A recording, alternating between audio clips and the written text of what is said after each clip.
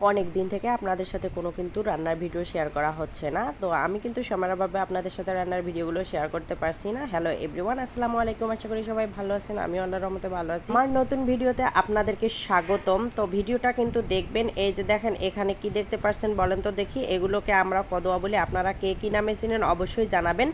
তো আজকে এই কদোয়া রান্না হবে আর হচ্ছে মাছ রান্না হবে। তো এই কদোয়াটা রান্না করার জন্য এদিকে মা কেটে নিচ্ছে আর এদিকে আমি মাছগুলো ধুয়ে পরিষ্কার করে নিলাম। আর এখানে অবশ্যই দেখতে পাচ্ছেন লবণ এবং হলুদ দিয়ে আমি কিন্তু জাতের মাখা মাখিয়ে নিচ্ছি, একদম ভালো করে মাখিয়ে নিচ্ছি। আপাতত আমি কোনো এখানে মরিচ দিব না, যেহেতু এটা একদম করকরে করে ভেজে নিতে হবে। ভেজে নিয়ে তারপর আমি রান্না করব। আর আমি হচ্ছে কোনো মাছ কিন্তু করকরে ভাজা ছাড়া আমি খেতে পারি না, এটা একটা আমার বড় ঝামেলা, বড় সমস্যা। এখানে এসে আবার একদল পরিষ্কার মানুষ বলবে যে আপা আপনার তো মাছ ধোয়া হয় নাই। ওরে ভাই, আমি মাছ ভালো করেই ধুয়ে নিছি, ভালো করেই ধুয়ে নিছি। তো এবার কিন্তু আমি একদম কুরকুরে করে ভেজে নিব মাছটা। তো এই যে চুলায় কিন্তু আমি তেল বসিয়ে তারপর গরম করে তারপর এই যে মাছগুলো দিয়ে দিচ্ছি। মাছ আজকে কিন্তু একদম আমি খুব ভালো করে ভেজে নিব, কোনো মাছ আমি নরম রাখবো না, শক্ত শক্ত করে ভেজে নিব। মাছ খেতে কে না ভালোবাসে, মাছ তো সবারই কম বেশি পছন্দ, তেমন আমারও পছন্দ। যাই হোক, আমি মাছগুলো একদম ভাজতে ভাজতে কালা ভুনা করে নিলাম। তারপরে যেখানে পেঁয়াজ তেল দিয়ে আমি পেঁয়াজটা একটু কষে নিচ্ছি। তারপর বাপু আমি সামান্য একটু পানি দিয়ে দিছি যাতে পুড়ে না যায় এজন্য।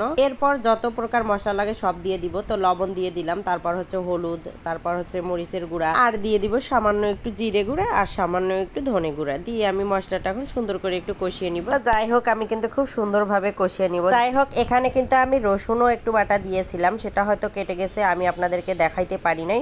আপনারা হয়তো আবার এইটাই বলবেন যে আপনি তো রসুন বাটা আদা বাটা দেন নাই বড় মাছে। হ্যাঁ, আমি দিয়েছি। আমি আবার কিন্তু মশলাটা ভালোভাবে না কষা নিয়ে আমি তরকারি রান্না করি না, এজন্য ওইদিকে মশলাটা একটু কষানো হয়ে যাক। আর এইদিকে আমার শাশুড়ি মায়ের যে কদগুলো কেটে নিয়েছে সুন্দর করে। তো যাই হোক, এখন আমার মশলাটা কষানো শেষ হয়ে গেছে, যদিও উপরে দেখা যাচ্ছে যে তেল ভেসে উঠছে। তো এখন কিন্তু আমি মাছগুলো দিয়ে দিব। সব মাছগুলো কিন্তু দেওয়া হয়ে গেছে। এখন একটু আমি ভালোভাবে একদম নেড়েচেড়ে নিব। তারপর কিন্তু আমি পানি দিয়ে দিব। আসলে আমি কিন্তু মাছটা সাধারণত এভাবেই রান্না করি, আগে কিন্তু আমি পানি দেই না।